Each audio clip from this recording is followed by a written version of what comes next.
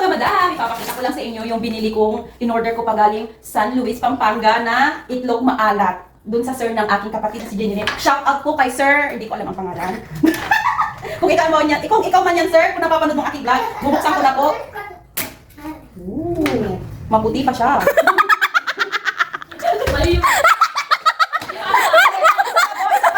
Isa pa. Ito medyo malaki. Pero, ayan o, tingnan natin. Ganun ulit? Uy, pero tingnan mo oh. Itlog siya. Itlog talaga siya. Tapos, anong labo. Baka di So, tingnan natin yan. Titikman nga natin. Titikman ko po ang itlog na maalat. For sure maalat po ito. Nilagyan natin ng asin. Maalat Itlog Pinoy naman ako. Bakit ganun? Walang kalat guys. Hindi. Baka isap mo. Sige na. Ayan, itatry ko natin yung galing San Luis, Pampanga kung talagang masarap to at nagmamantika. Ito ang perfect. Tingnan nyo, mamula-mula. Mukhang masarap. Tignan na natin. Maubos ko na lang din nakatikim. Ito yung masarap. Sa ilalim nga kasi. Sarap. Mangyahin na yan, Florida na yan. San Luis, nakita ng Angeles. Baka mapunta pa ito ng Pura. Ang serious, ang sarap. Ito masarap.